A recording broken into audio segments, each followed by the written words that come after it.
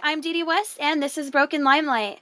Today I have an extra special guest. Everybody meet Celeste Good. Celeste just happened to message me on Instagram and was like, hey, you should cover John Holmes and the Wonderland murders. And I was like, I am literally in the middle of researching it right now. So instantly I was like, can we talk about it? Can we sit down together so I can talk to somebody about this? Because you guys are going to see that this is one of those cases that it just takes so many twists and turns that it's not even like, oh, this should be a movie. No, this should be like 3 or 4 movies. Definitely. So, in this episode, we're going to be talking about John Holmes, the notorious porn star. He might have actually been the first really big male porn star. Like when we talked about Linda Lovelace was the first porn star. John Holmes was actually like the first male one, before Ron Jeremy, before anybody. Mm-hmm. Well, at the peak of his fame, his world took a sinister turn when he became heavily addicted to cocaine. And, I mean, not just because of the cocaine, but John Holmes did a lot of really garbage things. Most famously, he got himself involved in a crime that is now known as the Wonderland murders. This is also the story that inspired the 1997 film Boogie Nights. And later in 2003, they would make another film called Wonderland that was more closely to nonfiction. Have you seen Boogie Nights, Celeste? Oh, of course. It's one of my favorite, honestly. I actually just watched it for the first time like a week ago just because of this case. Mm-hmm. And it's interesting because I've heard of Boogie Nights, but I had no idea that it was inspired by a true story. Right? I didn't realize that until recently either. Because here you think it's just like an era movie. Exactly. You hear about it so much that I figured it was a classic, but I had no idea that it was like based on anything true. And like, just to be clear, it's not nonfiction. Like Boogie Nights is like all the characters have different names. They're all fictional. They're just very closely based on the characters. Like they're based on John Holmes. They're based on the Wonderland Gang and Eddie Nash and all of these characters. Mm-hmm. The one thing everybody knows about John Holmes is that he was involved in these murders, but I'm going to tell you guys exactly how he got involved in these murders, because he literally went from, like, the peak of fame to crackhead. Yeah, being the guy that everybody hated. Like, nobody wanted to do anything for this man, let alone these drug dealers. Exactly. Just like you said, it wasn't even the drug dealers. It wasn't just that people hated him. It's that nobody could fucking trust him. Like, everybody, he seemed like the kind of person who would either do some shady shit or do some stupid shit to get everybody caught. Mm-hmm. I agree. All right, so let's get down to business. John Holmes was born on August 8th, 1944, on the kitchen table of his grandparents' country home in Pickaway County, Ohio. He was the youngest of 4 kids born to Mary June Holmes. His father was a guy who wouldn't stick around. John's biological father was actually named Carl Estes, but John wouldn't find out about him until 1986 when he was like 43 years old. So this was literally like 2 years before John died. So his mother, Mary, had been married to a guy named Edgar Holmes, and Edgar was the father of John's oldest 3 siblings. But Mary and Edgar would marry and divorce 3 times. So if you look at the dates of the marriage certificates and the divorce filings, it seems that John was born during a gap in the relationship while they were separated. Mary was 17 years old when she married Edgar the first time, and Edgar was 35 years old and he had already been divorced. So John's birth certificate actually doesn't list a father, and John's name is listed as John's Estes. And what happened was when John was about 43 years old, he went to go apply for a passport and he had to take his birth certificate. And that's when he realized, like, not only is Edgar Holmes not listed as his father, but his last name was completely different. Eventually, Mary would get back together with Edgar after giving birth to John, and she ended up changing John's last name to Holmes legally. So John grew up believing his whole life that Edgar was his biological father, just like the rest of his siblings. So Mary was a devout Southern Baptist, and Edgar was a devout alcoholic.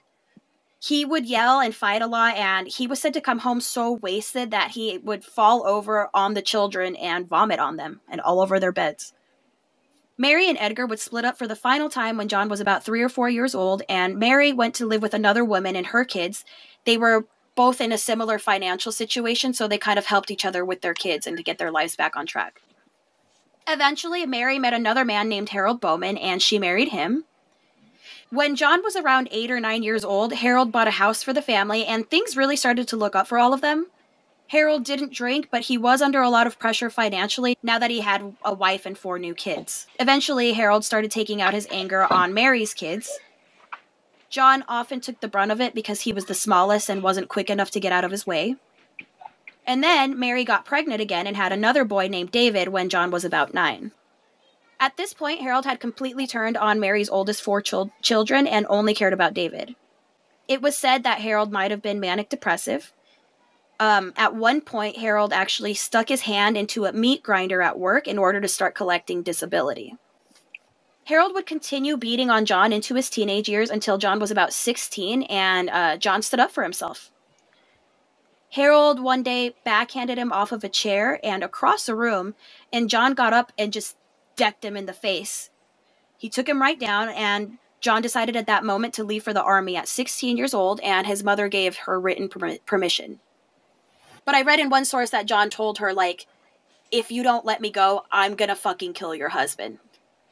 So at 16 years old, John was stationed in West Germany, and he would spend 3 years there until he was honorably discharged from the army at 19, and then decided to move to California to start a new life. So by 19, he had already gone and done and finished an entire military career.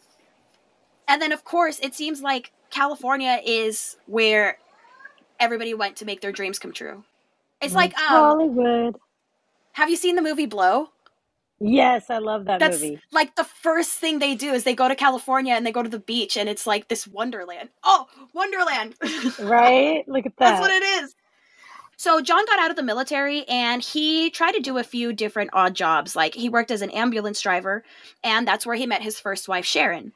I'm sorry, Sharon side was note. studying... Do we know why he was discharged? It says he was honorably discharged. So, Okay, so maybe he didn't got do anything injured or wrong. something. Okay, interesting. Yeah, Sorry. or he just... I don't know. Yeah, but isn't that crazy? In 3 years, he's done. They're like, good job, go home. Wow. I was just thinking, I wonder what would have happened or what did happen, to be honorably discharged. Same. How do you retire from the military at 19? So, John met his first wife, Sharon, who was studying to be a nurse, which is adorable, a nurse and an ambulance driver. Within 2 years, they were married, but John was very possessive of Sharon from the very start. The only way I can describe Sharon is as a true ride or die. She stuck by John's side through everything. 100%. Up until even after he died. Literally, she didn't say a bad word about him until after he died. He insisted on being the only one that worked in the beginning, mostly because he didn't want her to go out and meet anybody, and he refused to let Sharon meet anybody who he worked with. He, really seemed to keep her a secret, and it's interesting because she found it as respectful. Like, she wanted to be private. In the beginning, John and Sharon wanted to have kids together, but Sharon would sadly suffer through 3 miscarriages. So she actually considered that to be a sign from God, and she started secretly taking birth control. Which is fucking lucky. Can you imagine? Yeah. Just because she would have gotten into something serious with somebody she didn't actually know who that was. Can you imagine later finding out, holy shit, this is the person I chose to raise a family with? Right? Oh my God. As an adult, John was really well liked, albeit a bit shy. He was very health conscious. He took a lot of vitamins, and he never drank or used drugs. And I'm guessing this is because he saw the effect that alcohol had on his stepfathers. John was seemingly an intelligent guy, but he may have felt self-conscious about not having a complete education.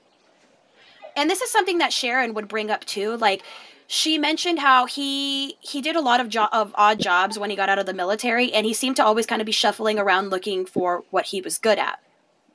Also, it was said that he had a lot of, street smarts. Like, when you spoke to him, he was very well-spoken, and he knew how to carry a conversation.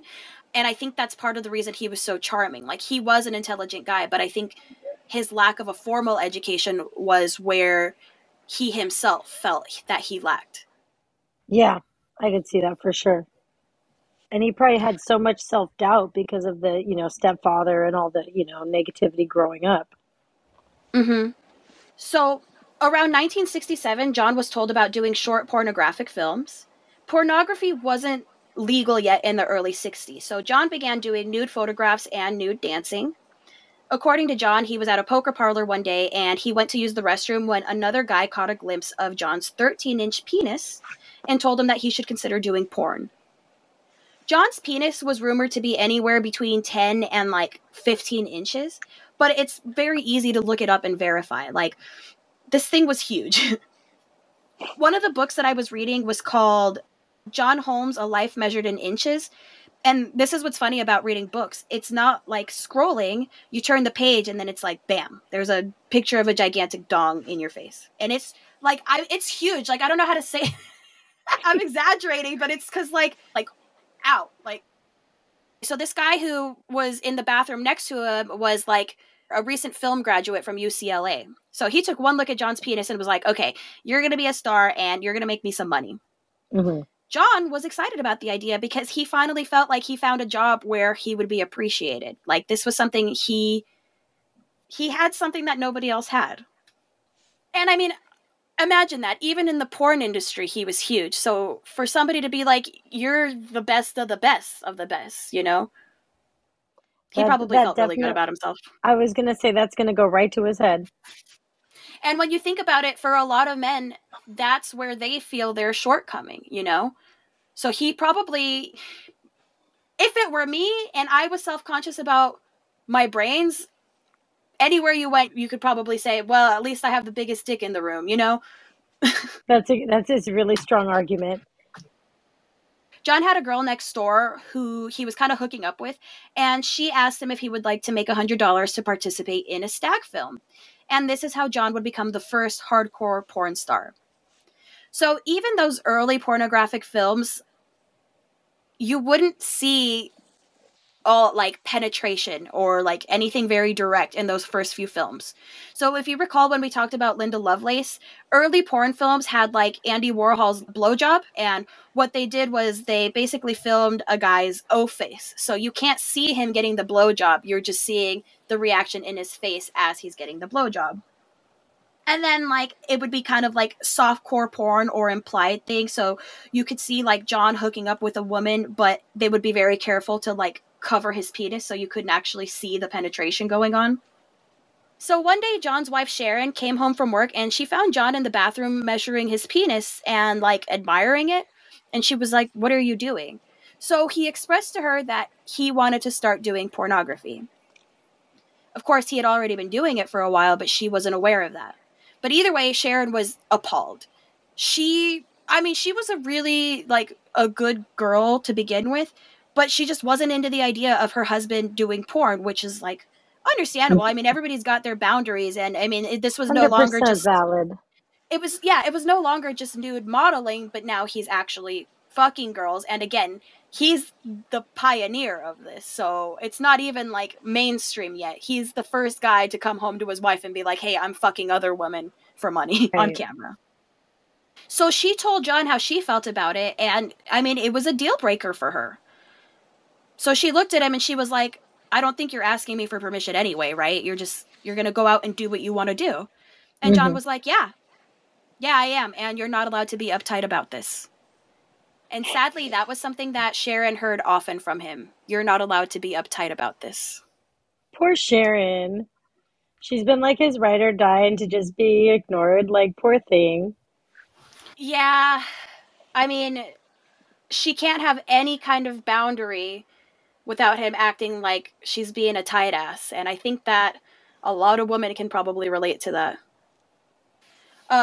From then on, John and Sharon were no longer romantically together. They remained married and they continued living together, and they even like continued sharing the same bed. She continued cooking dinner for him and doing his laundry, but the relationship was basically platonic.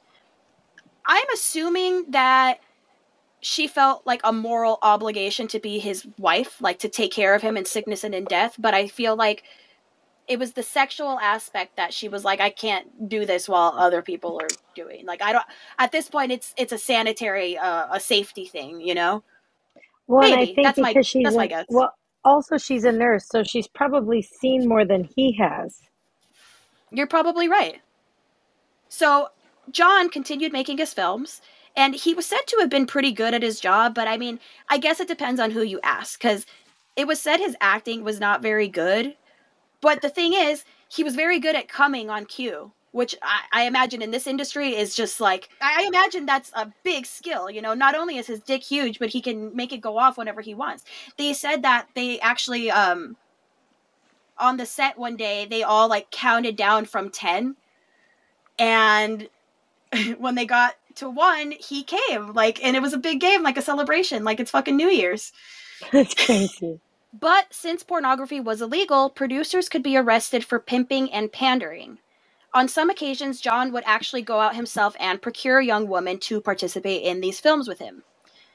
But also during this time, because it was illegal, they often wouldn't tell the actors exactly where they were going to film. So they would have the actors meet them at like a restaurant or some location, and then they would like come pick them up and take them to the actual set.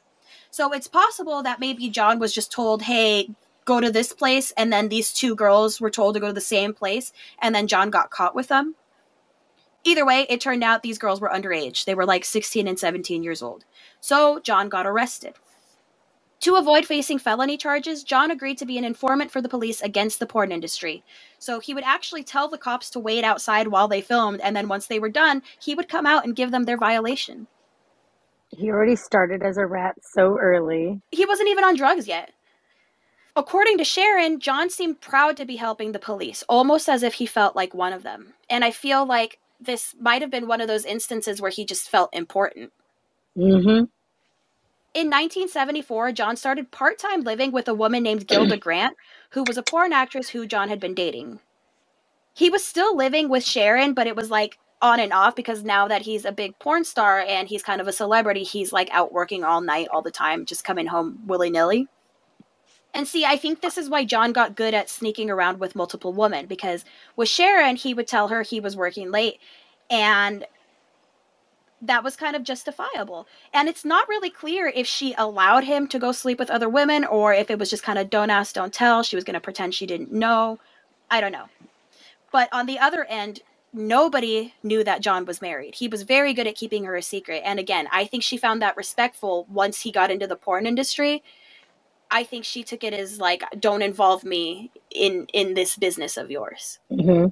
So again, because it's the 70s, nobody has cell phones. So also nobody had John's phone number, because if they were going to call his house, his wife would pick up the phone. So John used an answering service where people could call and leave him messages, and then he would go pick up like a stack of little paper cards with messages written on them. Oh my goodness. Uh-huh. Yeah. Or equally, he could leave a message at the service saying like, hey, if Sharon calls, tell her I'm at this place or whatever. But it's interesting because he was able to have multiple girlfriends this way, and nobody ever found out about each other. Oh my God. In any case, John was dating this woman. Her name was Gilda Grant, and a lot of people believe that if John ever loved anyone, it was Gilda.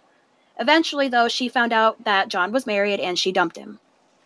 In 1971, Sharon's employer gave her the opportunity to manage an apartment complex in Glendale. John put a lot of work into fixing the place up, and Sharon allowed him to co-manage it with her. It seemed that he was good at maintenance around the place, and he liked fixing things up, like furniture and things like that. So she was kind enough to, like, give him the job of, like, apartment co-manager with her. In 1976, John's younger brother David would go live with them at the Glendale apartments. David was married at this point, but he had epilepsy, and their mom always insisted that John help look out for him. Remember, David was a little brother that was born from the stepdad. So I kind of wonder if John held some kind of resentment towards him. I wouldn't be surprised, in all honesty. Sharon was not fond of David. She says that David was actually the one that turned John onto drugs like marijuana. Like I said, John didn't actually do any drugs up until about 1973. He tried to be really healthy after he saw the effect that alcohol had on his father, but he did start smoking pot with David, which eventually escalated to mushrooms and Quaaludes, other pills, etc. And Sharon was not down to have that in her own home. But since they had their own apartment complex, they just kind of like gave David and his wife their own unit. So they were like, okay, we'll help you out, but you're not coming to live in my house. Which is fucking fair. Yeah, absolutely. I think Sharon put up with so much, or accepted so much. Just wait. So around the same time that David came to live in the apartment complex, John would meet a new tenant at their apartment complex named Don Schiller. Now, this is a big trigger warning because we're going to take a little detour to talk about Dawn. Dawn is a 15-year-old girl with a really crappy life, and she's about to become groomed by John. She's going to be his girlfriend. So Dawn Schiller had it really rough growing up. She was born in 1961 and had a younger sister named Terry and a younger brother named Wayne, who was named after their father, Wayne.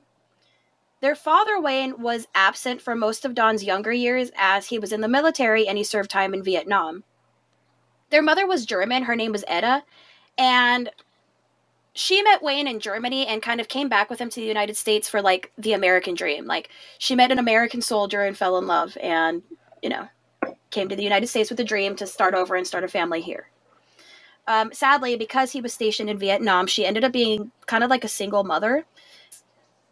This guy kind of, like, left for Vietnam and just disappeared into the military.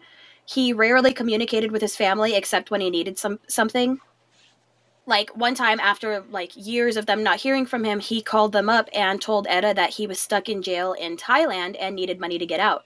So she rushed and she got all of her savings, like everything she had been putting away over the years, and she sent it to him, only to go months without hearing from him again. So I'll be honest, like, thank you for your service, sir, but this guy was a very irresponsible, like, hippie guy. Yeah. So meanwhile, Edda struggled to raise her kids in Florida by herself in a pretty dangerous neighborhood where the girls had to learn to defend themselves. So Dawn was about 15 and her younger sister was like a year younger, and she would describe seeing her sister, like, having to, like, watching her sister become hardened because of, like, gang stuff and, like, fights in her neighborhood and shit, and she had to, like, literally, like, defend herself. Sadly, by the time their father returned, he wasn't the same loving man that they had remembered. So Wayne returned from Vietnam when Dawn was about 15, and the family was super excited to have him back. Even the mother, Edda, she, like, dressed up all sexy and she was ready to take him into the bedroom. But unfortunately, once they got into the bedroom, he broke the news that he wanted a divorce. So Dawn and her sister missed the hell out of their dad. Like, they remember him as treating them like his little princesses, and they desperately tried to connect with him. He was a huge hippie, and in conversation, they all realized that they all enjoy smoking pot. Now, Wayne, the father, he's immediately, like, impressed with Dawn's skills at rolling a joint. So she starts rolling joints for him often, like, trying to find ways to bond with him. And they would smoke together, and she kind of, like, was trying to impress him, so she would pretend to hold in more smoke than she actually could. And, like, she had to, like, start controlling how much she smoked because she was trying to keep up with him. Oh. And Terry's kind of doing the same thing. The little brother, Wayne, he's only, like, 7 at this point, so the poor kid is also, like, desperately trying to get his dad's attention, but of course doesn't do drugs. So he's, like, at the side of the table while everybody else is smoking weed, just, like, trying to, like, find things to show his dad and, like, to tell him about. Like a little boy, he's, like, bringing him all his pets and shit. Yeah. But also, this little kid, last time he saw his dad, he was, like, 2 years old, so he doesn't know what to do. He just knows that this guy is his dad. So, remember how I said that Wayne asked his wife for a divorce? Mm-hmm. Well, before he had a chance to move out, he came down with something. He started getting this intense pain between his eyes, and he got really sick. And it turns out that he had a tumor in his forehead, like, in between his eyes. Oh, wow. So this complicated everything because Edda is a good woman, and she didn't want to just, like, abandon this guy. So she took him to the hospital, but she straight up told him that maybe this is karma for him abandoning his family for all those years. So Wayne gets surgery and he has the tumor removed, but he would be in pain for a really long time. He had to take medication and, like, rewrap this huge bandage on his face every single day. So after Wayne gets home from the hospital, he starts planning his exit from the home. But before he goes, he asks the kids, so who wants to come with me and who wants to go with mom? Essentially tearing the family apart. Dawn and Terry, these poor girls, desperately miss their father, who was now this, like, super cool hippie guy, like a big stoner, and they opted to go with their father. I think also, like, when you're a teenager, it's natural and normal to fight with your mom, and, I mean, with her being the single parent, she had to bring the thunder a lot, she had to put her foot down and be the bad guy, because, like, there was no one else, and she was, like, working a lot trying to make the family survive. Etta was, of course, heartbroken that the girls didn't want to go with her. But their younger brother, Wayne, through tears, chose to go with his mom. Of course, he was a little guy. He probably needed his mom. And he didn't even know this guy. Yeah. So, so Wayne's plan was to take the girls across the country to California. He told Dawn through like bonding and getting high that he actually married another woman in Thailand and her name was Pensy and they had a baby boy named Jack. Oh So my now he God. had to yeah, so now he had to establish a new place for them to live so that they could like move out here with him. Dawn's sister Terry ended up running away before it was time to move. It seems like early on she could feel like a disconnect between her and her dad. Like she just wasn't able to bond with him as well. And like these poor kids seemed like they felt unwanted. But anyway, Terry ran away and she went to live with her boyfriend Juan, who was 18. Terry's 14 again. Dawn desperately searched and searched for her because she didn't want to move across the country without her sister. So when she finally found her, she insisted that Terry was coming to California with them. Terry was reluctant, but she agreed to go as long as their dad would allow her to bring her boyfriend. They had to convince their dad to let him come along, so they told him that Juan has money and he has plenty of weed and he'll work, he'll help us out, whatever. Wayne was like, okay, you know what? We could use plenty of weed on a road trip. So that's why he let him come along. So they hop into a car and they head to California, but it turns out that Wayne doesn't actually have a plan on where they're going to go when they get there. So they drive all the way across the country for a few days and they start running out of weed. So they decide, like, maybe they can pick up a hitchhiker who looks like they smoke weed and maybe they'll get lucky. And they made it into a game. Like, every time they saw a hitchhiker, they were like, oh, he looks too straight-laced, you know. And finally, they found a guy who looked like a hippie. So they picked him up, and his name was Marty, and he does indeed have weed. Although he was kind of skeptical about smoking it in the car with these teenagers. But Wayne's like, no, they're cool. So they all get high, and Wayne casually mentions to Marty that they just drove across the country and they have nowhere to go. But they want to stay in California. So Marty's like, well, I'm headed to my girlfriend's house in Glendale, and I'm sure she won't mind letting you all stay with her. They arrive at Marty's girlfriend's house, and his girlfriend's name is Harriet. Harriet says she doesn't mind letting them all stay in her one-bedroom apartment for a while. Like, they can all find a spot on the floor, the couch, like, wherever they can find a spot. But she just needs to make sure with the apartment manager that it's all right.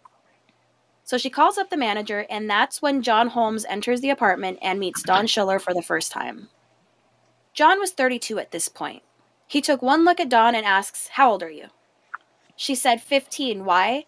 And he dramatically grabs his chest, like, to act disappointed, and he says, too bad. And she's like, what? And he's like, too young. Right away, Dawn thinks he's a creep. He wasn't particularly, or she didn't find him particularly attractive. And, like, Dawn and Terry kind of laughed at the way he would dress. He would wear, like, bright-colored sneakers. And, like, I don't know, maybe that was cool in his world. But they had no idea he was famous because, of course, they're children and they don't watch pornography. So they don't recognize him. And they think he's goofy looking. Mm-hmm. But Harriet, she always seemed to get all, like, giddy and nervous and, like, fangirly around John. So one day, Dawn straight up asked her what that was all about. Like, why do you act like that in front of him? Harriet took Dawn into, like, a secret room that she had, and she was keeping, like, a shrine, like, of posters of John. But it was John as Johnny Wad, a character he played in pornography films. So these are explicit photos with, like, his dick and everything. And Dawn is 15 and she's never been exposed to this kind of thing. So she's a little bit in shock. I gotta tell you, like, these adults, like Harriet and Wayne, this is grooming, right? Like, they're just acting like porn and weed are just totally normal for a kid to be around. I think it's really, like, it's beyond negligent, but I also think it's, like, super insensitive to be that person to do that in front of kids, regardless if they're 14, 15 or not, you know? I think this is why, like, when people say, like, you're not supposed to be your kid's friend, you're supposed to be their parent, it's doing this shit. Like, Mm-hmm. like, they're not adults yet, so you shield them from adult things. I agree completely. Because that's exactly how grooming happens. I think it's I think it's weird when adults put that into children's lives. I think it's something for everybody to experience at their own age at the right time for whatever reason. Yeah, I think it's weird to look at a child and instead of seeing innocence, like they're too innocent to do that, you see it as like, I'm going to be the one to show them this adult thing and like bring them Hmm. into maturity. It's weird. Like you're I think literally it's taking their super innocence. weird. It's weird that people want to do that. I agree. As time went on, Don, Terry, and Juan were more and more left on their own. Marty ended up leaving Harriet's house. Like he had another girlfriend. He was like, I'm going to be gone for a few weeks. So Harriet started hooking up with Wayne. So everybody just has like a side girl and like a new girlfriend is bound to get a new man. That's like right there. Yeah, like Wayne, the whole reason he's in California is to get a house for his second Wife. wife and child, and he's hooking up with a girlfriend for this random girl for a place to stay. Anyway, he also probably like needed a woman to take care of him because remember he's got this huge bandage on his face. Yeah. You know what I So mean? he's like trying to not only find a wife, but like a nurse that can handle these things. Right. Yeah. He's thinking so smart. He's thinking in the long run. Yeah, so all of these adults are just like getting high all the time, and Wayne and Harriet pretty much told the kids flat out that they were going to have to earn their keep. Like they were going to have to figure out where to get food and like how to contribute to the household. They're Oh, 14 and 15. that's crazy. Yeah, so John, he was kind enough to offer them jobs around the complex, like cleaning up and doing gardening work. And I say kind enough, kind of sarcastically, because we all know he has other intentions. He's making them comfortable around him, and he's doing a lot to help them when in a time where he can see that like they don't have anybody else. Like it became glaringly clear that nobody was taking care of these kids or like even feeding them. They were emaciated. Oh Wayne my didn't God. Wayne didn't seem to give a shit about them. So they were bored, they were alone, and they were hungry. And John started coming by and bringing them snacks, and he would bring them pot, and he would offer to take them out and like, let's go camping. I'll take you to the beach. I'll take you to Hollywood. He was super nice to them, and they all started warming up to him. And Again, by this time, was he already like having sex with her, doing things with her by this time of him taking them out and about, or did that come later? not yet. It'll come later.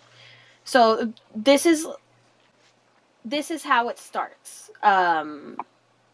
Like if you put yourself in their shoes, they have nobody. They got into a car with their dad and he took them across the country and then he got a girlfriend and forgot about them and told Hmm. them. He told them as much, like you have to feed yourself and like take care of yourself.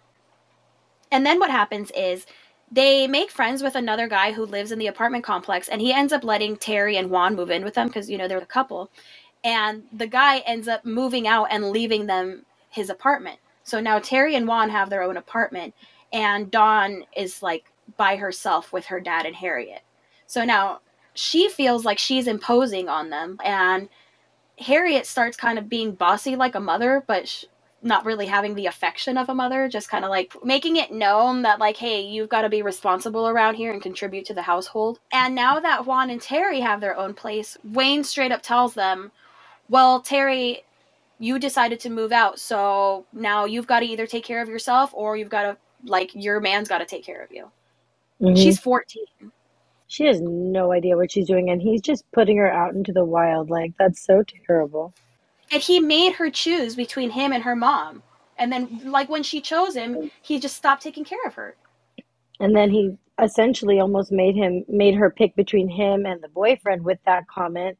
And obviously Mm-hmm. she's going to pick the boyfriend because, she's 14 and thinks that this is love. And, that's the way, I don't know, maybe at that time that's the way it should be.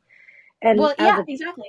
right. And as a parent, I mean, I just feel like at 14, you are just barely coming into like your body, let alone knowing who you are. Right. I mean, in the beginning, somebody should have told her, hey, that guy's too old for you. What are you doing with an 18-year-old? But, like, we're beyond that. But at this point, like, the fact that when Dawn stayed in the house with him and he still didn't take care of her, that goes to show he had no intentions of taking care of He had no Terry, intentions whether of ever being a dad. Exactly. Whether or not she had a boyfriend, like he lucked out with with Terry moving in with her boyfriend. Like now he Mhm. doesn't have to take care of Mhm. her. That's what he's saying. Yeah, like one less thing on his shoulders. Mm-hmm. So this left Dawn all alone with her father and Harriet. Mhm. Sorry. Sorry, it left her. It left Dawn. Sorry, this left Dawn all alone with her father and Harriet, and she feels desperately lonely and also kind of starting to feel like a burden. So she spent as much time as she could with Terry and Juan. And as it becomes clear that Dawn is all alone in the world, John would start checking up on her more and more, especially when the school year started. He would knock on her door in the morning to make sure that she was awake on time. And like he legitimately seemed to like care for her. Like it seemed like nobody even knew she existed. And he was kind enough to make sure she was awake on time for school, you know? I wonder if, like, in a weird, like, psychological way, it was his way of, like, kind of feeling like himself with her, because maybe he was kind of feeling that way at that age, before he left his mom's house. And so he saw a little bit of himself in this girl, not That's it. agreeing with anything he did, but, like, I wonder if there was some sense of, like, himself in her, and that's why he tried to be, we'll call it nice in the beginning. Like, I'm not saying what he did was right, but that was probably him trying to be genuine. I think you have a great point. I think in general, when people have that attraction to people who are underage, I think it has a lot to do with like their stunted growth, like where they are mentally. It's kind of like when we talked about baby groupies and like Elvis Presley, it was said that he dated younger girls because he felt inadequate sexually. So I feel like that could go for anything. Like if you're like John Holmes, he felt inadequate intellectually. Well, with the 15-year-old, he probably felt like the smartest guy in the world. Like he was Right. cultured, he'd been to Germany. Oh, for sure. And yeah, I bet that's a big like part of the psychology of it. Like you get with somebody younger because it's easy to impress them. You've been around the Mm-hmm. block. But that's the problem, it's you're fooling a person. Exactly. 1,000%. And ultimately what he's doing is he's making her feel important. Like Mm-hmm. I see that nobody in the world cares about you, but I see you, you know? Right. Right. Both girls got to a point where they stopped asking their fathers for things because they felt like they were imposing. So Juan eventually got a job at like a burger joint, and every night they would cross their fingers that he would like bring home leftovers. Mm. Which also like it was all on him to support all three of them. One day, John invited all the kids to go to the beach with him, and they were super excited. They spent all day waiting for him, but he ended up showing up way too late. So they were completely disappointed and like mad at him. But he tells them, "We can go tomorrow. I'll be here bright and early. But you know what? I've got some errands that I can run right now. Who wants to come?" So of course they're like, "Fuck yeah, we've been like sitting at home bored all day." And they hop into his car and he starts driving them around Hollywood. The kids, remember, they just drove halfway across the country. No, they just drove all the way across the country from Florida, and nobody takes them anywhere. So they're absolutely mesmerized by Hollywood and like all the bright lights, and this is their first time really getting out of the house. As they're driving around, they notice a huge lit sign that read John C. Holmes, Triple X, Double Feature, Mitchell Brothers Autobiography of a Flea All Night Long. And then that's when reality set in for Dawn. She remembered all the posters and everything that Harriet had shown her, and it hits her. John's a porn star. He's Johnny fucking Wad.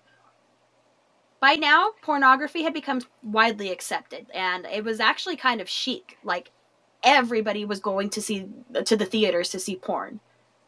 John was at the peak of his career. So he gave him a little tour of Hollywood and just like incidentally like happens to drive past the signs with his name on them, like no big deal. So John gave him their little tour of Hollywood, and then he took them to the Hollywood Walk of Fame before he took them all home, and he promised to pick them all up bright and early in the morning to head to the beach. In the morning, John picked up the kids for the beach, but on the way there, he told them that he needed to stop and pick up his messages from his answering service. So he stops and he gets the messages, and when he gets back in the car, he hands them over to Dawn, who's in the passenger seat. It's like a big stack of messages, and he asks her if she can please put them in his briefcase for him. And that made her feel kind of special. And that's up until she looked at the messages and she saw a woman's name and she got jealous. But instantly she told herself, like, snap out of it. Like, what the fuck? He's married and you're a child. Like, what are you even thinking? Terry was very uncomfortable to find out that John was a porn star, and she told Dawn that something fell off. She told Dawn, he's trying to get close to you. But Dawn said, I know Terry, but I can handle myself. So they park the car and they all start walking towards the beach. And when they get there, they realize that it's a nude beach. So John took these 3 teenagers to a nude beach. And Terry's pissed because, like, she was already trying to just, like, wear a t-shirt and shorts to the beach. So, like, now she's like, this is fucked up.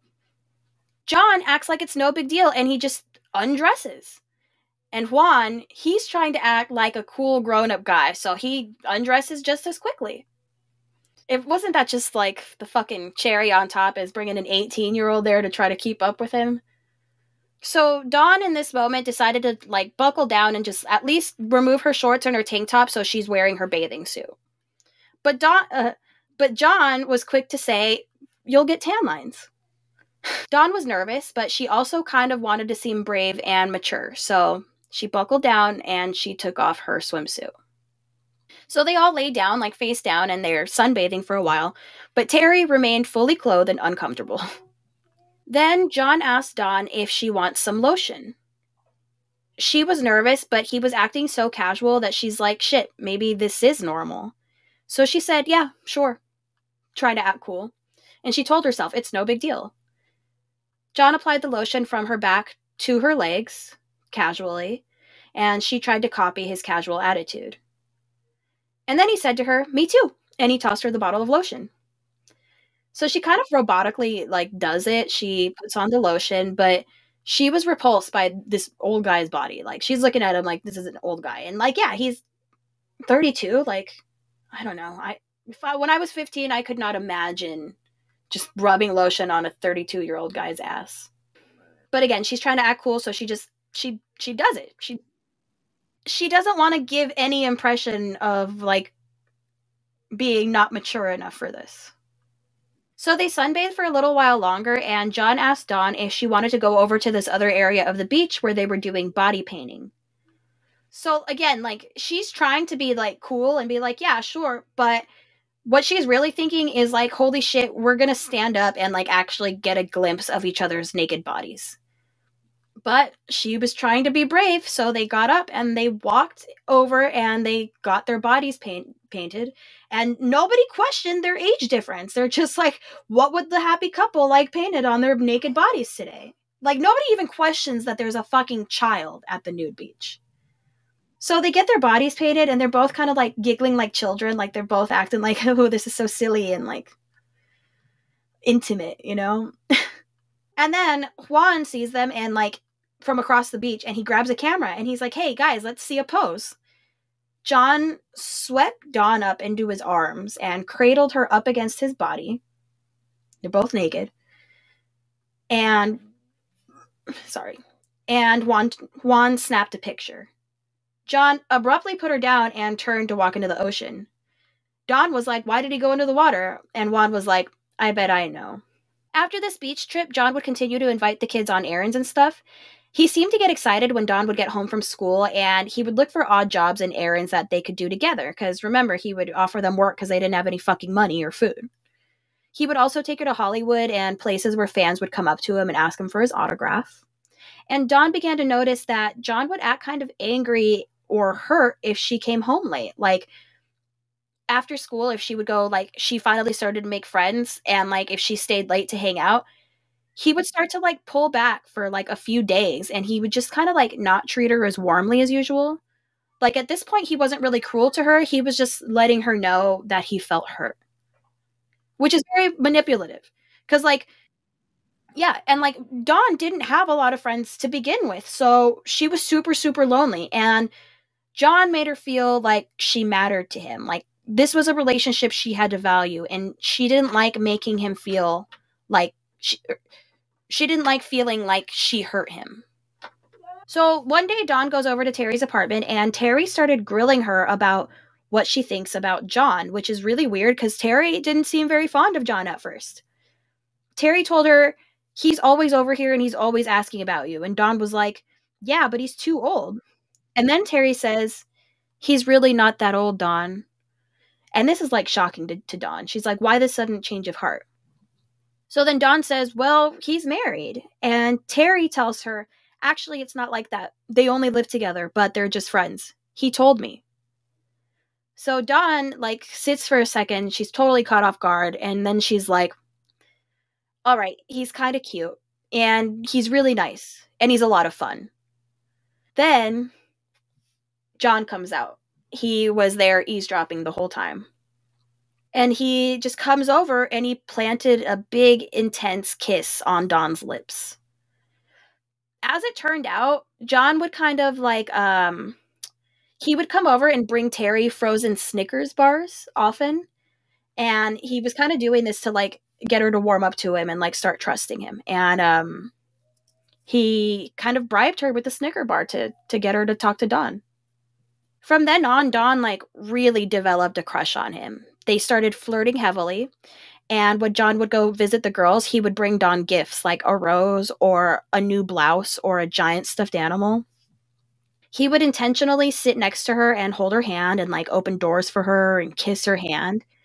He was love bombing her, and she was overwhelmed with the admiration that he was showering her with. Like, she went from like being neglected to this guy buying her roses and shit, you know?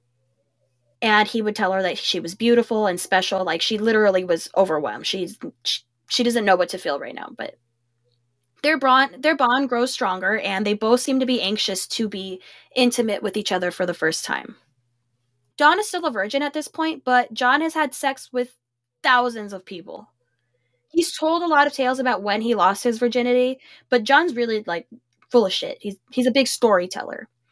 He said that he lost his virginity to a childhood girlfriend when he was 9, and he also said that he lost it to a friend of his mother's at age 12. Either way, the fact of the matter is that he's way more experienced than Dawn is, and she probably has no idea what to expect. So one day, John asked Dawn if she wants to go to the beach with him alone. He told her, like, tell your dad that your sister and Juan are coming, but like they're plotting to get away, just the two of them. And Dawn knows what this means, and she tells him yes. When they get to the beach, they get high together, and John asked her if she wanted to make love to him, and she said yes. And in Dawn's mind, she's thinking, he really likes me now. Dawn has no idea what she's supposed to feel. John got on top of her and he like completely covered her body with his body to the point where she was unable to move from underneath him. She whimpered and John whispered in her ear, "Trust me." And Dawn says she just closed her eyes and took the pain. Like, not only is this her first time having sex with anybody, like anybody's penis the first time would be overwhelming. But it's 13 inches long and supposedly like the width of a forearm. Well, Dawn spent the next 3 days in bed writhing in pain and bleeding. Like she was bleeding when she peed. Like, she told her dad that she had cramps and she couldn't go to school, but Harriet actually was the one who could tell something was off because she became ice cold with John after that. And she was actually the one who took Dawn to the doctor. It turned out that Dawn had a bladder infection and they prescribed her antibiotics. After a few days, John brought her a big giant teddy bear and a ring with her birthstone, and she absolutely melted. She thought it was so thoughtful and special, like nobody had ever given her jewelry before. It was proof that he liked her, you know, she was special to him.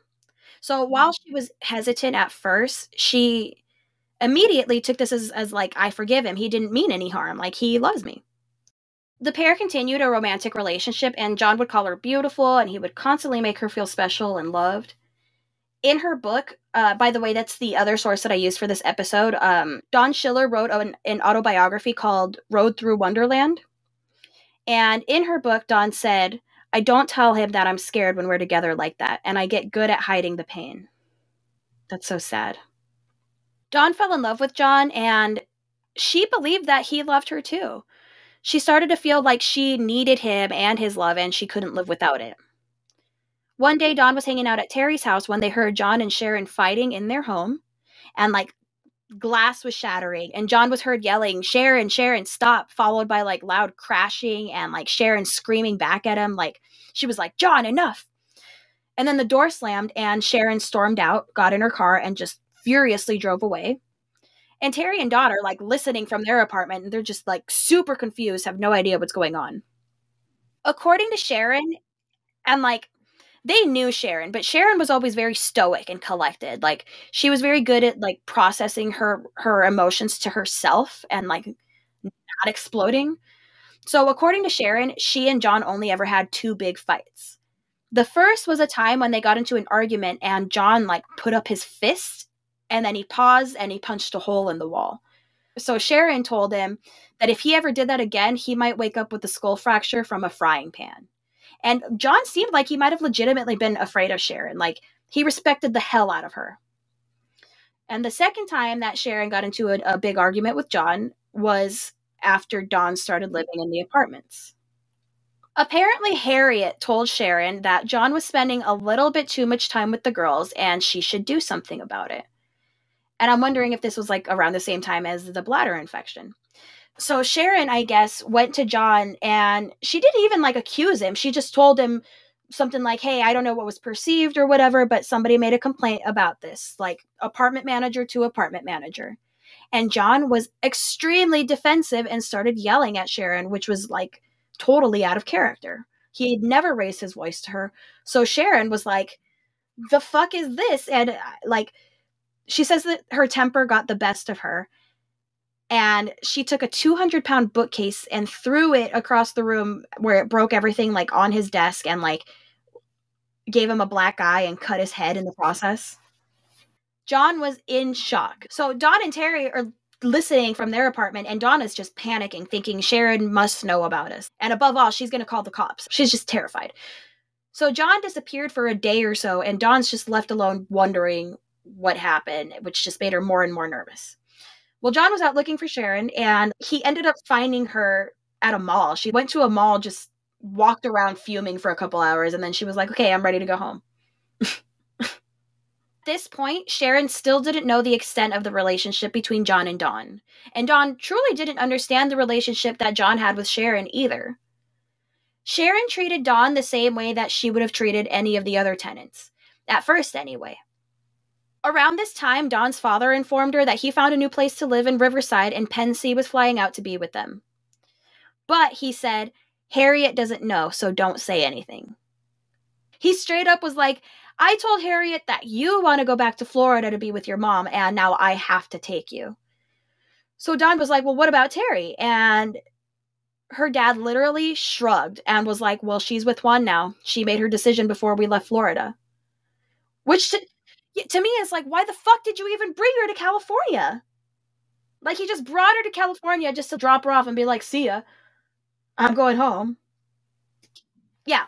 But apparently he did tell Terry that they were leaving, and Terry and Juan ended up on their own making their way back to back to Florida. So now Dawn is stuck. She has to go to Riverside to live with her dad, but the entire time she misses the hell out of John. And like, from what we know about Wayne, she probably wasn't being very loved or cared for with her father, so I'm betting that made her like notice the absence of John even more. So after a few weeks, Wayne decides, like, you know what, Dawn, we're just gonna move back to Florida. And Dawn's heartbroken. Like, she cannot be that far away from John. So she gets in contact with David and David's wife to pick her up, and they're gonna let her stay with them for a while until a new apartment opens up. But that means that Dawn would pretty much be on her own. She'd have to get a job and like be able to pay for her own apartment. Like, no more parents. So she tells her dad that she doesn't want to go back to Florida. She wants to go back to Glendale and live on her own. And he told her, okay, if that's what you want, Dawn, more power to you. This guy's father of the fucking year. And like, he knew that she was staying to be with John. There's no way he just assumed she wanted to stay in Glendale and be all by herself. Dawn ended up dropping out of school and getting a job at a hospital. She rented one of the apartments from Sharon and John, but it wasn't so much an apartment as it was like a hallway between two garages, but it had a bathroom and a shower, and of course Dawn is 15 and she felt really proud, like she was on her own. Sharon was really kind to Dawn, like she could see that Dawn was bone thin and had nobody. So she would intentionally make extra food for dinner and bring it over to Dawn, which eventually turned into inviting Dawn to come over to her and John's home to eat. Again, I don't think Sharon knew that Dawn was like her husband's side chick. I think she just saw a 15-year-old girl who was on her own and hungry and had nobody. So I think she took her in and like cared for her like her own daughter. And like Sharon's a nurse. I think that's her instinct. Sharon and Dawn became friends and they started enjoying each other's company. And John was happy about it because that meant that if Dawn was hanging out with Sharon, he knew where she was at all times. Whenever Dawn was at school or at work, he would often accuse her of cheating on him. And Sharon kind of took Dawn under her wing. She was the one who encouraged Dawn to apply for the job at the hospital. And she also passed on some medical knowledge. She passed on some old scrubs and things that she could use for work. She also taught her how to do things around the house, like how to cook. And she made sure that Dawn took care of her. She made sure that John helped to take care of her.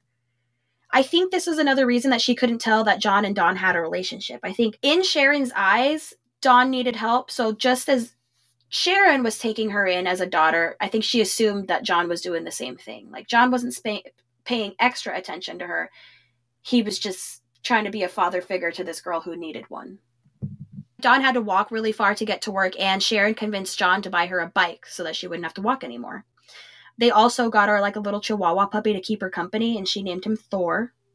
Dawn ended up hanging out at their house a lot, and they ended up inviting her to move into their spare bedroom. And this worked out for them because, like, John was out late working all the time, so Sharon and Dawn liked to keep each other company. And also, because this was the late 70s in California, there was high anxiety about serial killers that were active in the area, like the Hillside Strangler, the Trash Bag Murderer, the Golden State Killer. So I imagine that these two women found comfort in being together.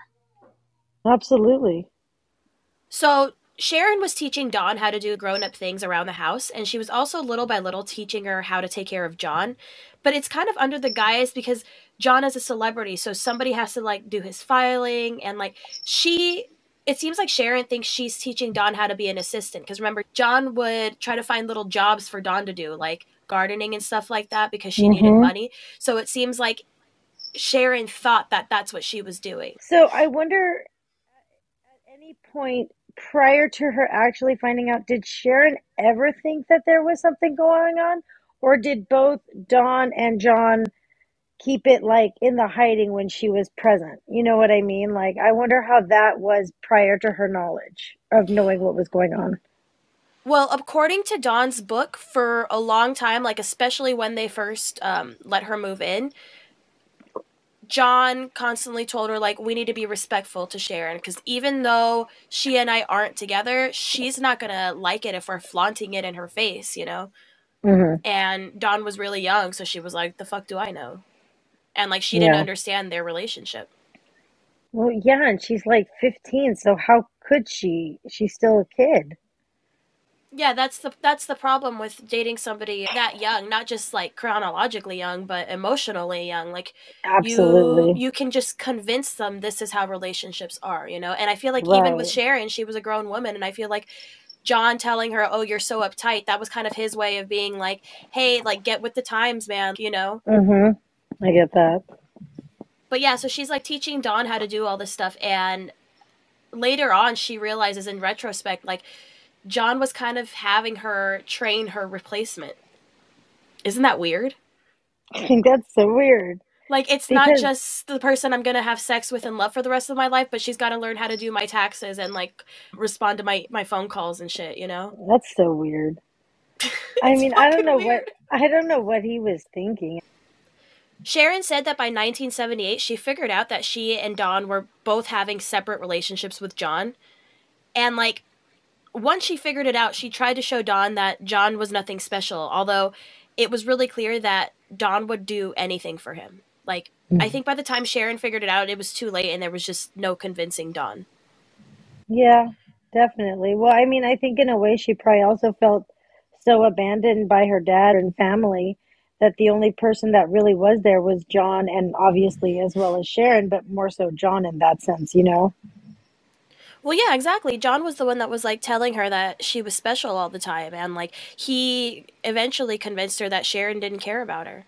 And like by 1978, like that was only like 2 years into the relationship, but that's 2 years. Like Dawn's still only 17, you know, like she still can't legally do a lot of things by Mm-hmm. herself, and she's been 2 years or like at least a year and a half without her family, you know. Mm-hmm. So I bet it was easy to convince her that like she legitimately needed him to survive. Yeah. So while Dawn and Sharon were at home, John would have numerous affairs. Most notable was a girl named Julia St. Vincent, who was a 17-year-old girl who started dating John around 1977. Julia was a porn star. At So, 17 years old. yeah. So Julia said that John would stay the night at her house every night, and every morning around 3 or 4 in the morning, she would get up, or he would get up and go home. So, like, he was literally spending the nights with this girl and then going home to Sharon and Dawn. And, like, they thought he So, was at work. oh my God. John and Julia did acid together once, and John secretly put extra acid in her food. So she didn't know she had taken as much as she did. And then he would spoon feed her food to her, which I guess was something he enjoyed doing with anything, like with foods or drugs or anything. He just liked spoon feeding her. And she said that he was like toying with her. And she actually said that she looked up to him like a fatherly figure.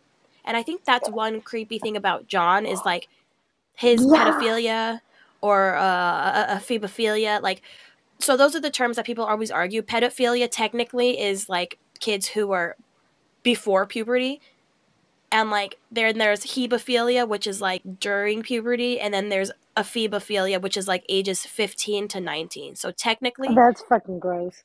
right. But the reason I say that is like I have a lot of people who like argue with me about like how like what is the magic age, and it's like, well, no, we have these terms because psychologically like they're in different places, you know. Hmm. I just But think that's anyway, so crazy that they have different like sectors or sections of these like pedophilia people. Like it's so fucking weird. mm-hmm. So he liked being like a fatherly figure These and people. treating these girls like his little girls. Oh my God, that's so weird.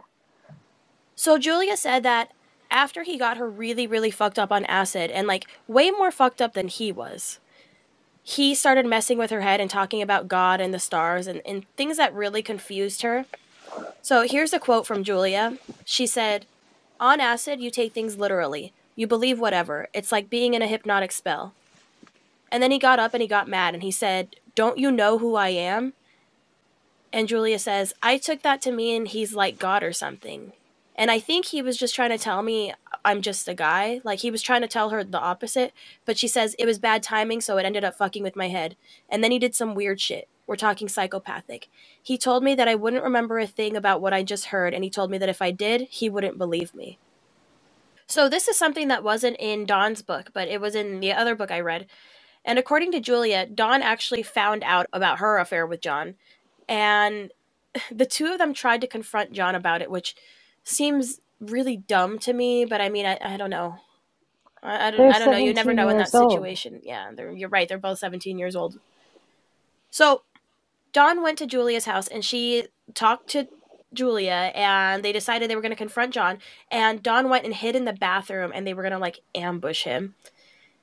So he presumably like got back and he got mad and he took Dawn home, and we can assume that he got mad at her and probably abused her. But then they came back to Julia's place a couple days later and they asked if they could stay with her. And Julia actually had money. Like she came from a family of money, and she's like, in retrospect, yeah, they were like mooching, but it was, you know, a time of like we were helping each other. And I Right. guess Dawn kind of initiated a little relationship with Julia. And the way Julia describes it is like Dawn knew exactly what she was doing. She like took her into a room and started making the moves. And what that sounded like to me was John pimping her out. John's told her how to do this. Like John, the porn star, has directed her and what to do, because it Oh doesn't yeah. even sound it like it sounds the way Julia describes it almost sounds like she knew exactly what she was doing too much. The way Dawn writes in her book, she was completely devoted to John and she didn't want to hook up with anybody else. So this whole little like situationship between the three of them lasted until one day Julia came home and she found her house destroyed and John and Dawn had abandoned her. They just like looted her place and left. That's real mature. So Julia would actually later go on to create a documentary called Exhausted: John C. Holmes, The Real Story. And the documentary shows a lot of clips of John being interviewed, just completely faded off of freebasing cocaine. So here's a little description for Exhausted. Exhausted is a self-serving softball documentary about John C. Holmes, who was the biggest star in the adult film industry in two ways. He was the most famous, and he was just the biggest where it really counts. He was the most famous, and he was just the biggest where it really counts in that business, about 13 inches worth. So it's believed that John began using cocaine around 1975 or 1976. He was having trouble maintaining his energy levels, and he felt like it helped him perform better on set. Even Sharon said that at night he was like having a hard time sleeping, and then when he was awake, he was having a hard time like catching up on his energy. So he started using cocaine, and he felt like it helped him perform better on set. And I think a lot of porn stars probably feel that way. He ended up getting Don hooked on cocaine too. By 1978, John was heavily addicted, and he was freebasing cocaine regularly. Which freebasing is where you like cook it into a rock and smoke it through a pipe, and it's super potent. And I guess it's not the same as like making crack rocks. Like one of them uses like ether, and the other uses like baking soda. Mm-hmm. And I guess the baking soda is like much cheaper. But eventually, John would do both. Fuck. Oh, and it's also like super potent. So you're like turning this powder into a rock, and then you're smoking it through a pipe. And the thing is, they say that the effects, like, yeah, they hit you really hard, but they only last like 15 to 30 minutes. Or at least that's with freebasing. I don't know about the crack. But so the thing about freebasing was it hit really, really hard, but it was just throwing away your money. Like, because when you cook it up, it turns into like this little rock, and you take like one or two little hits from it, you know? Mm-hmm. So it disappears. It's just like literally you're burning up your money. And at this point, John was an international porn star. The problem was that his drug use was getting more and more in the way of his work. So, like, for one, he never had any money, and he would be, like, borrowing money for everything. And people could see him just, like, disintegrating. Like, he looked like he was on drugs. Like, he needed sleep and nutrients. And he gained a reputation for spending a lot of time in the bathroom doing drugs, and also for, like, rummaging through people's shit, like, through their drawers. Like, people knew on set not to leave shit out in front of John. What a loser, though, to do that to somebody. Like, come on, dude. Exactly. And And then the one thing he's supposed to be doing, he's like spending the entire time in the bathroom. Like, can you imagine just being how fucking annoying? I would be so annoyed.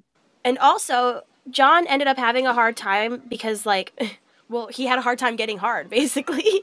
His dick wouldn't work eventually, which is an effect of the cocaine. And it's like, my brother, like, Mm-hmm. if you can't do that, what they don't need you around anymore, you know?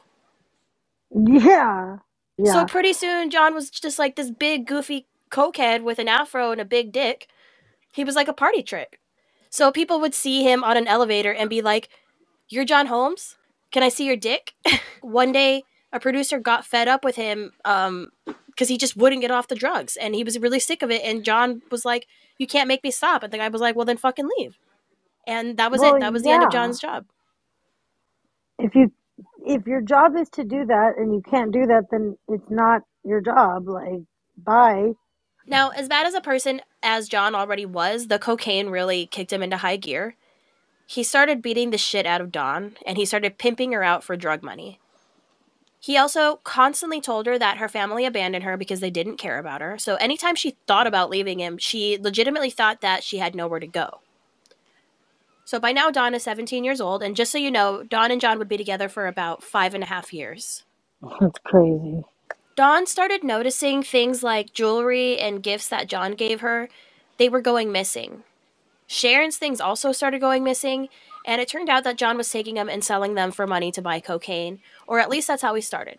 He ended up being like a kleptomaniac, like he just couldn't control himself whenever he saw something worth stealing. John had charged $48,000 onto his and Sharon's credit cards, to televisions and jewelry and just any kind of shit that he could sell for drug money. And anywhere he went, in parking lots and stuff, he would start like looking into cars and like seeing if there was anything he could like sneak into and steal. At first, John was really careful about his abuse towards Dawn so that people wouldn't catch on, like not just to the abuse, but to the relationship, especially with Sharon. So one day he waited until Sharon was asleep, because remember, they all live together now, and he started abusing Dawn. And Dawn tried to escape him. Like, she legitimately thought he was going to kill her. So she ran and locked herself in the bathroom, and she's thinking, like, he wouldn't dare wake up Sharon with all this noise, you know?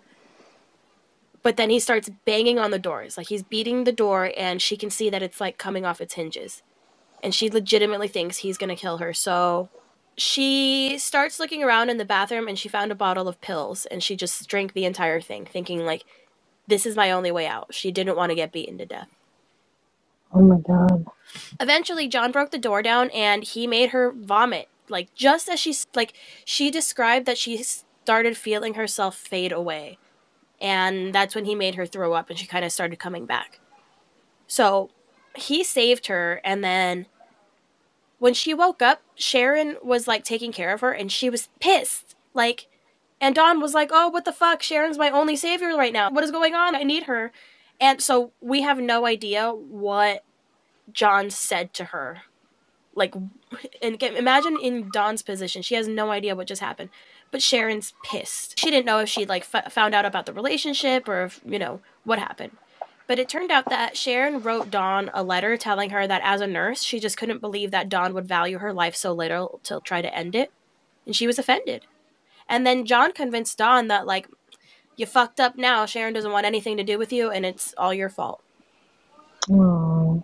So this whole situation causes a lot of tension with the three of them, and I'm not really sure if at this point Sharon really knew the extent of the relationship, because for years Sharon continues to say that she didn't know John and Dawn were romantically together, but Dawn says in her book that she had to know by this point. Maybe she might not have known, or maybe she just thought about it because I feel like in a weird way, Sharon was trying to like look the other way and not know anything. You know what I mean? Maybe at that time. I don't know. Mm-hmm. She just seems like that type of person. And not just that, I'm sure it wasn't just her. I'm sure John was telling her, like, how could you say that about me? How could you ask, you Totally know? trying to gaslight her as well. And that's the thing. She loved him, and I think sometimes, like, what is she supposed to be guilty for loving him, you know? Like, she Right. probably feels bad for believing him, but I mean, it's not her fault either. Mm-hmm. So this whole thing causes a lot of tension between the three of them, and basically John and Dawn end up moving out. I don't know if Sharon kicked John out or what, but they end up moving out, and pretty much Dawn and John start living in their car, which I'm thinking was Sharon's car. They took Sharon's car and start living in it.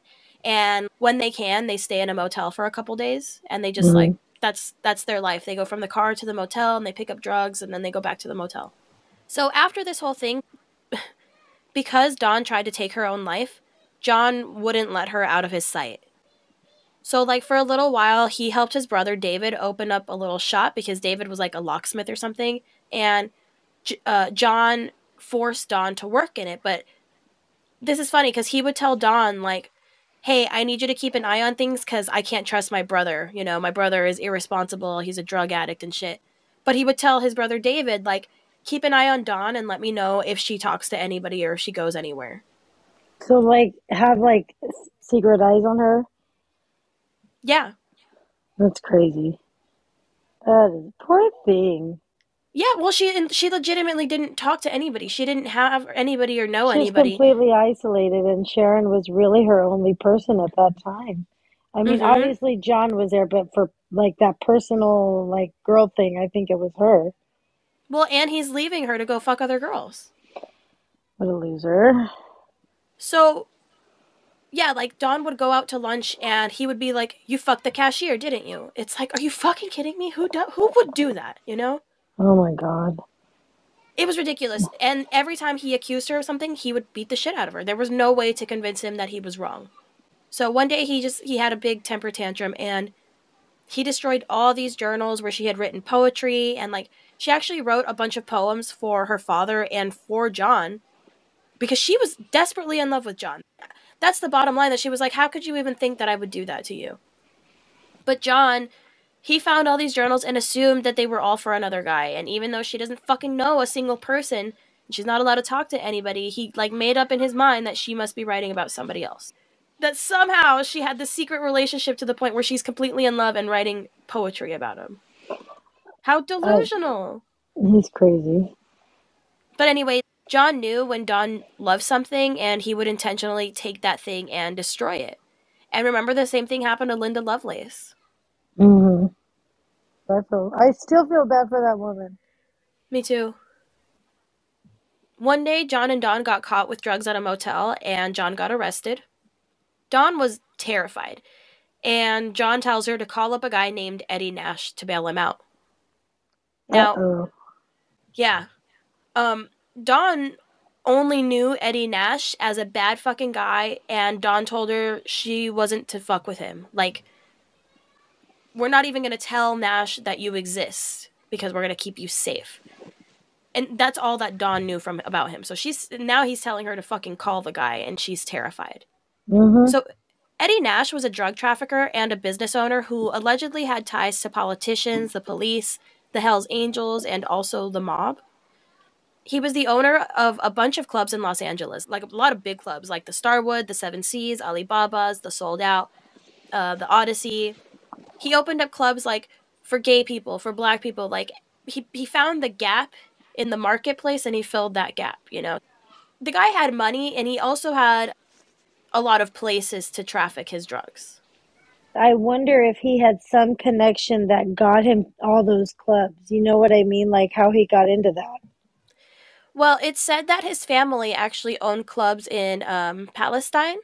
Oh, So how like he didn't interesting. come from a poor family. He opened up like a little hot dog stand, and I guess it just like supposedly it just blew up. But there are theories that he had ties to the Corsican French mafia. Oh, that's really interesting. Mm-hmm. And according to the feds, they think he's responsible for the China white epidemic. Oh, wow. And it makes sense because the way he was trafficking them through all his clubs, like he was getting them through Mm-hmm. everybody. And we'll find out later that there's a guy named Scott Thorson who was the little lover boy of Liberace, where like they had actually like Scott and Liberace had made a plan to buy or to get into the business of owning clubs. Mm-hmm. And like Scott Thorson was the perfect middleman to get the good drugs to celebrities. Anyway, there's a lot of big theories about this guy Nash. Basically, like that's how scary the guy is. There's a theory that he was somehow involved in the murder of Robert Kennedy, No because way. because he was murdered by a guy named Sirhan Sirhan, and the theory is that it was because the Kennedys were trying to put an end to the Vietnam War, which would put an end to the trafficking of the drugs coming from overseas, like China White. That's So the theory is that Eddie crazy. Nash either was behind it and organized it, or like I found a whole like thread where this historian like actually theorizes that he was like there. He was there and orchestrating it. That is crazy. Oh my God. I mean, like I Go said, on. these are I'm big sorry. theories, but that's how scary the guy is. He No, has totally. ties to everybody, If and supposedly the police were even like the police said that things were never antagonistic with Eddie Nash. Like they had dinners with him, and like you know what I mean. This was a scary guy. mm-hmm. And John, this whole time, had been keeping Dawn a secret. Like, he always told her that he was trying to protect her, but I don't think he was trying to protect anybody. This was like insurance. He had something special that he could, like, when he ran out of things to sell, now he has Dawn. Like, this was his Ugh, thing of value. that's gross. And on another hand, I think if nobody knew that she existed, he could do whatever he wanted to her. Like, if she ceased to exist, nobody would know. Mm-hmm. And Eddie Nash was a vile human being. He would invite people to his house and he would have them wait in a room full of drugs and jewelry and shit that would be like easily accessible, like out in the open. And he would just leave them there for like hours waiting for him. And the thing is, he had like two-way mirrors, so he would watch them and wait and see if they stole anything. That's crazy. He was also said to sometimes go to the bathroom and take a shit, and he would intentionally not wipe himself. And then he would offer drugs to women who were over at his house in exchange for licking his asshole clean. That is absolutely unacceptable. That is gross. Mm-hmm. This guy is disgusting. Uh-uh. Uh-uh. So at all these clubs that he owned, he would often require his dancers to give him oral sex in order to prove that they weren't cops. That is gross. gross. I know. The worst. He's so manipulative. What an asshole. I mean, he's just an asshole. Ew, this should be called the Book of Assholes. Right? Everybody sucks. Everybody sucks in the 70s.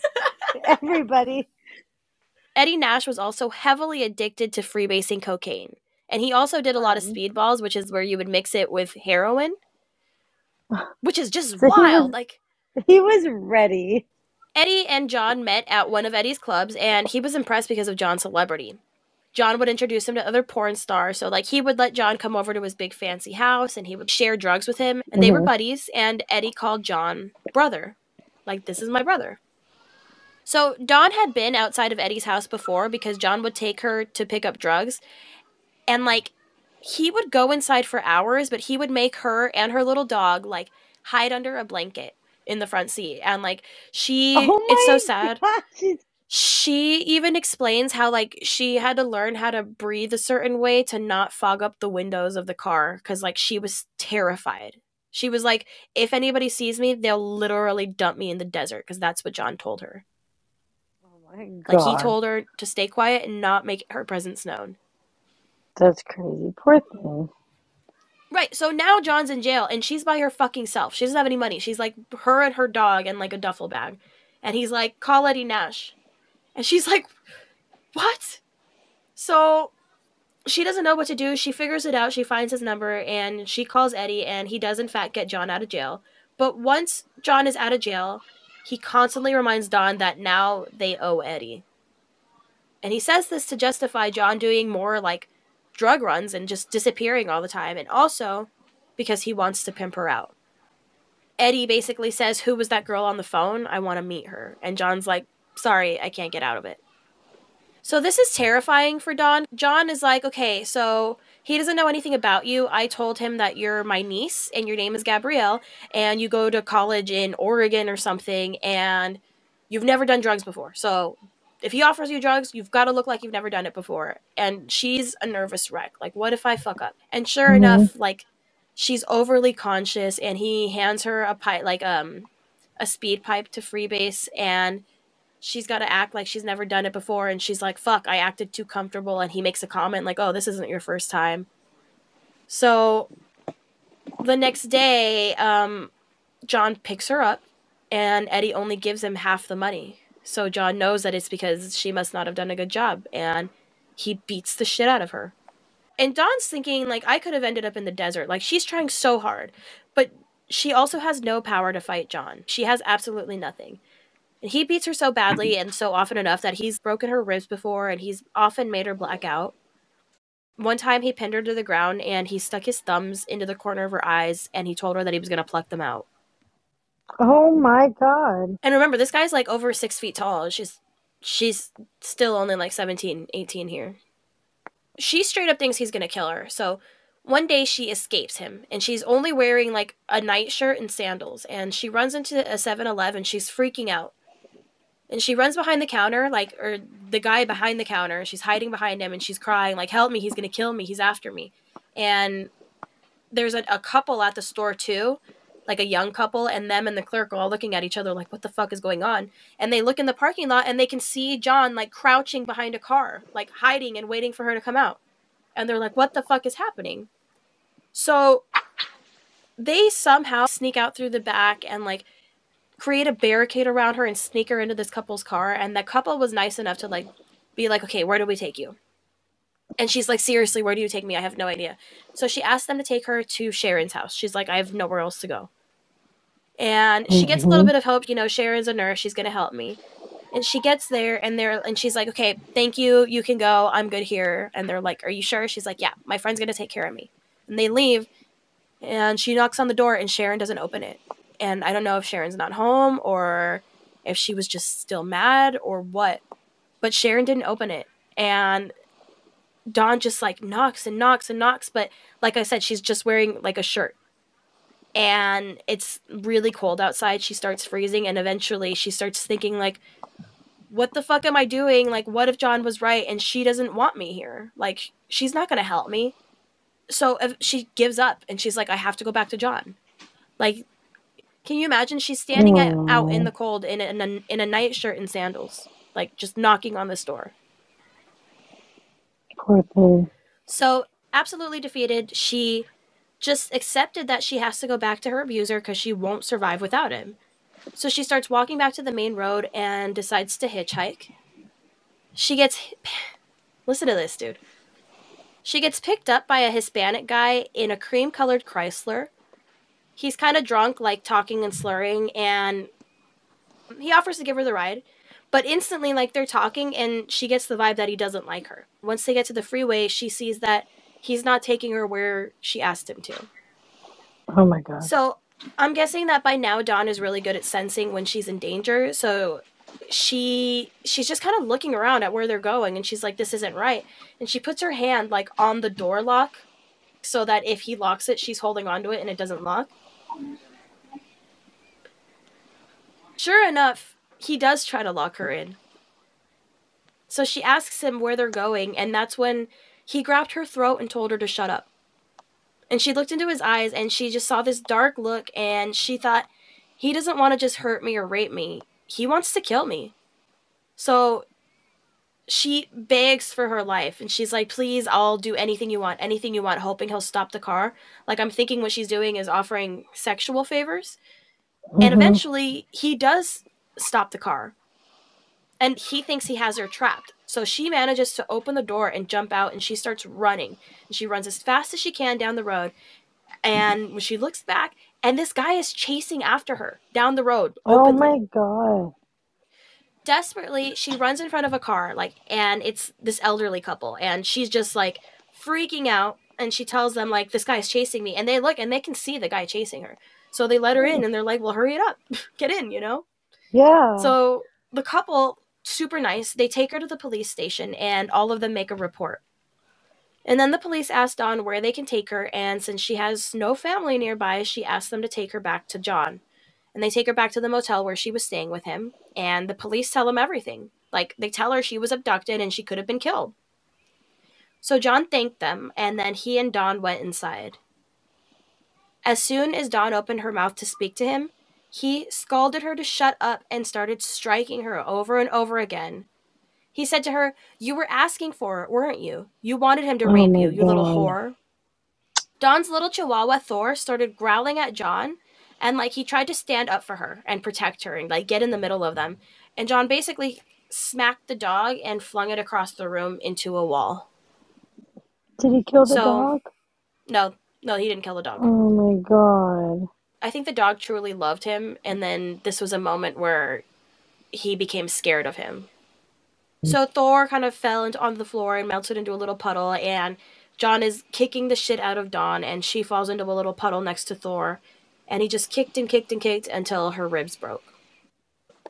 The day that Dawn had spent the night with Eddie Nash, that was on Christmas Day. So now, like, 3 or 4 days later, it's the day that John's going to take her back to make up for it. So she's got to try again, and it's also her birthday.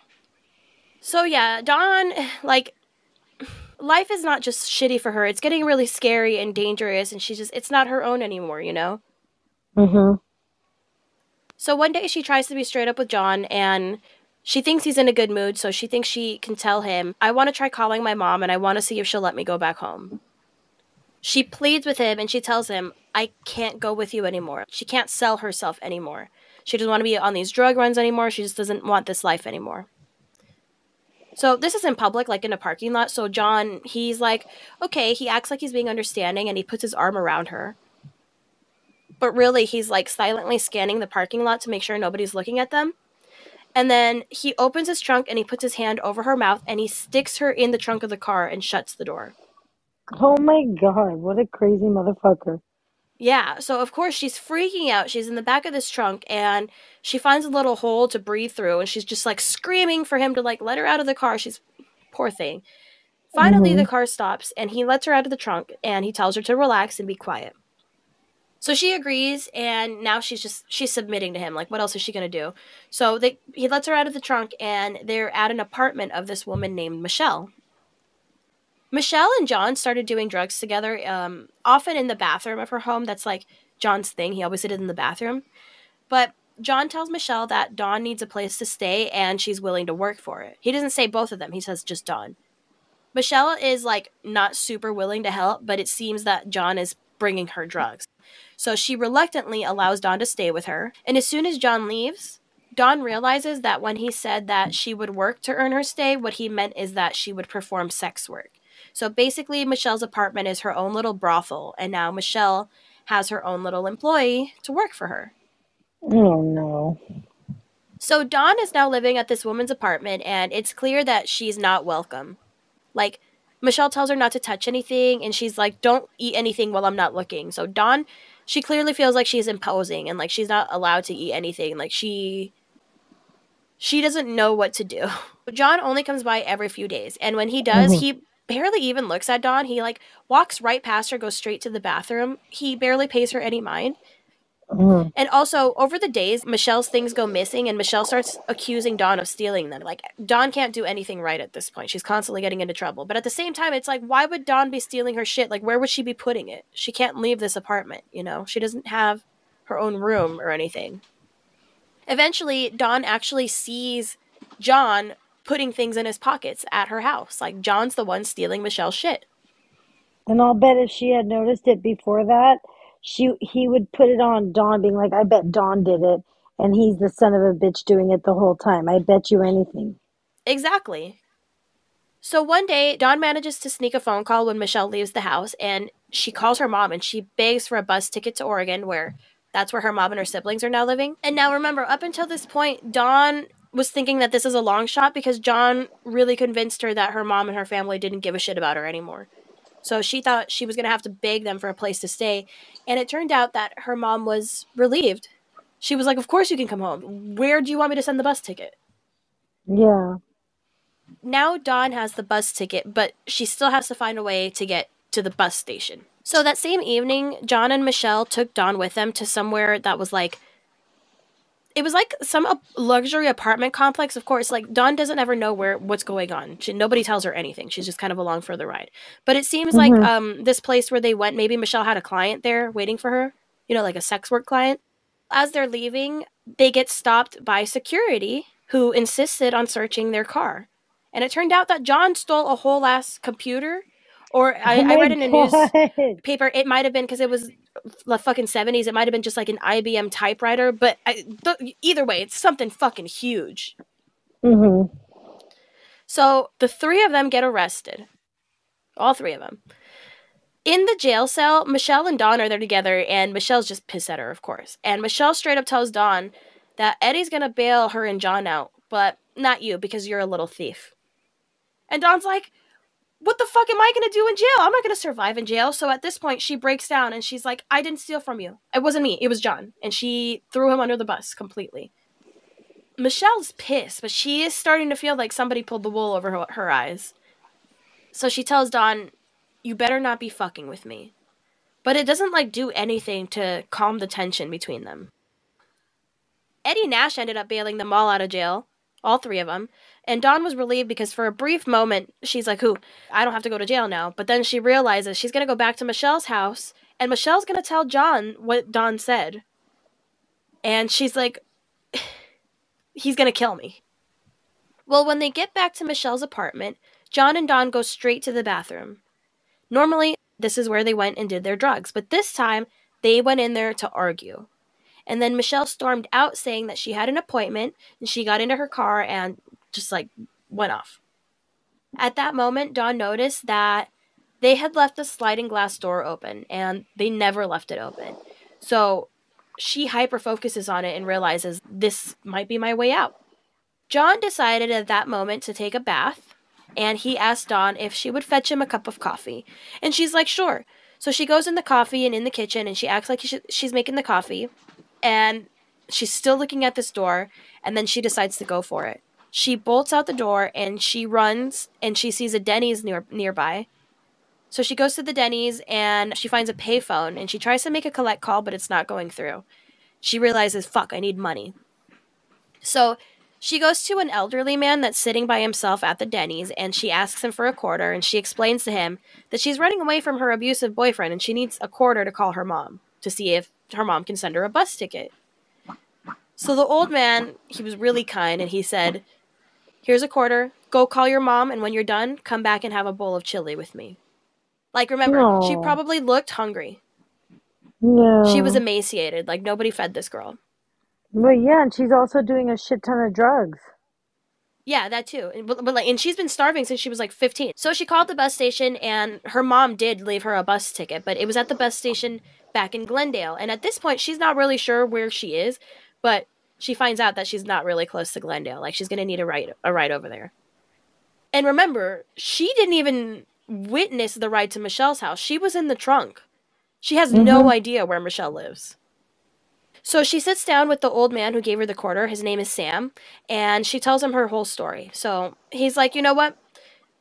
I can sneak you into my retirement home and you can sleep on the floor of my room. And then in the morning, we can find a way to get you to the bus station. He gets her to his retirement home, and he's got his like bunkmate. You know, it's him and his buddy. And they let her sleep on the floor. And right before she goes to sleep, Sam is like, can I ask you for one favor? And instantly she's like panicked that he's going to ask for like a sexual favor. And she's like, what is it? And he tells her really honestly, like, well, I have a thing for butts. I was just wondering if I could touch your butt for a second. And she's like, well, here's the thing. High hopes. Here's the thing. She's like, okay. And he just kind of like cups her butt for a second. And then he kind of like, like a little boy giggles. And he's just like, wait till I tell my friends tomorrow. And like, that was the end of it. And like, among all the other things happening, that was like, what a relief that it wasn't worse. But you know what I mean? Even the one person who seemed okay, still kind of I had such dirty. hopes for that person. Mm-hmm. Yeah. Everybody sucks. Oh my God, I'm so disappointed. Yeah, but anyway, that was it. That was the end of it, and everybody went to sleep. And in the morning, they have to pretend she's a visitor and she's just arriving. So they take her into the dining hall during breakfast, but they can't feed her because she's not a resident of the place. So all the old people, all the residents, kind of snuck food into a napkin and would pass it to her. Mm-hmm.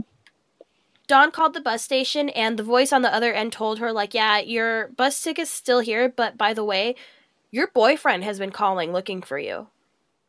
Oh, no. And she's just like, oh my God, don't tell him anything. Or like, no, if he calls again, tell him I already left. Or tell him you haven't heard from me. Or like, I don't know. Like, she's like, just don't fucking tell him the truth. Okay, so that's actually where we're going to end the part 1. That's it for today. I hope you guys enjoyed this episode about John Holmes. Don't forget, if you want to look at pictures and videos, all that extra information about this topic, you can go to brokenlimelight.com. Also, be sure to subscribe to my YouTube channel. I'm under Didi West, and you can also follow Didi West on Facebook or Instagram, or you can now follow Broken Limelight on Facebook and Instagram as well. If you want to suggest a case or just have a little chat, feel free to reach out to me at ddwest@brokenlimelight.com or any of my social media channels. Thanks again, fam. Until next time.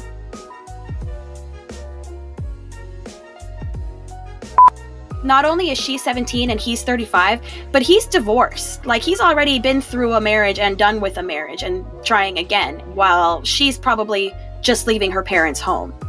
Yeah, so that's what concerns me.